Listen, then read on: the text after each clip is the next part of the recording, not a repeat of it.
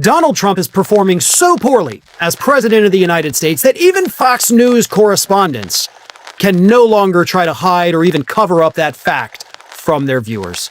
This past week, we had Fox correspondent Charles Gasparino, who got on social media talking about Donald Trump's horrible new poll numbers that show that he is officially underwater with his approval rating in every single swing state in the United States. Every swing state across the board. All of them. He is underwater with his approval rating.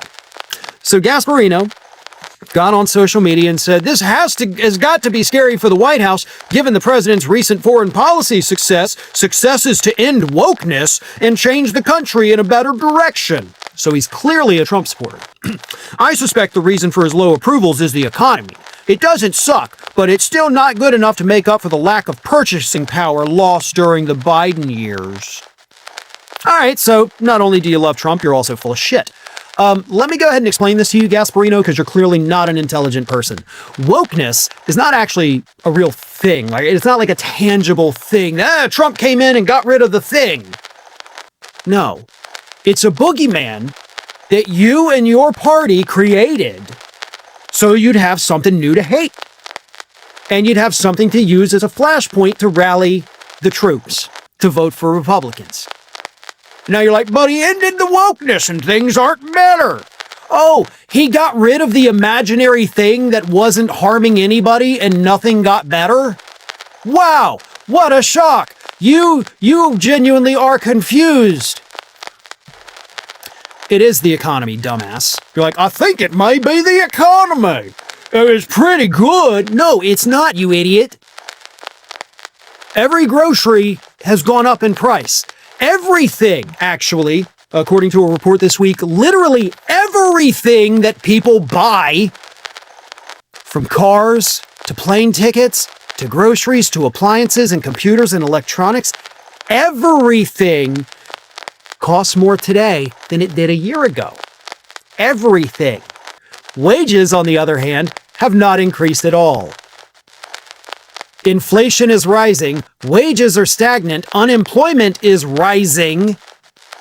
Like, well, the economy doesn't suck. It doesn't suck if you're a member of the top 10% of income earners. It doesn't suck if you're, a Wall Street investor.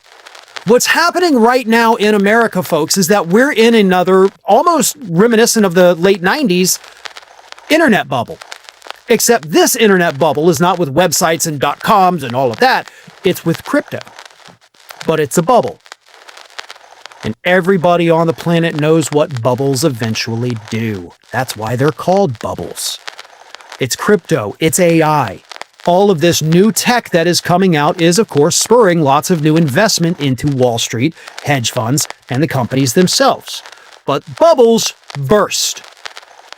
Not to mention the fact that this is actually a relatively small, niche bubble.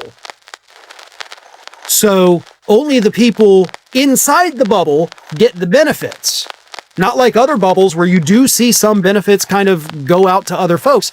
This one is only for the people in it. So it's a tiny bubble, but a bubble nevertheless. Meanwhile, the rest of us are paying more every time we go to the grocery store. We're watching as Donald Trump unleashes federal troops against U.S. citizens, tear-gassing us into submission. We're watching the rule of law be flagrantly violated. We're watching him cover up releasing the Epstein files, and we all know why now. I mean, most of us already knew, but other people, including in the MAGA movement, are waking up to the fact that he's covering up for himself. So there's a lot of different things, but number one is, of course, the economy. And the economy is not getting better, the economy is getting worse. Unless you're in that tiny little bubble, things do suck, Mr. Gasparino. Maybe you ought to come outside your little conservative bubble and actually go visit the real world every now and then.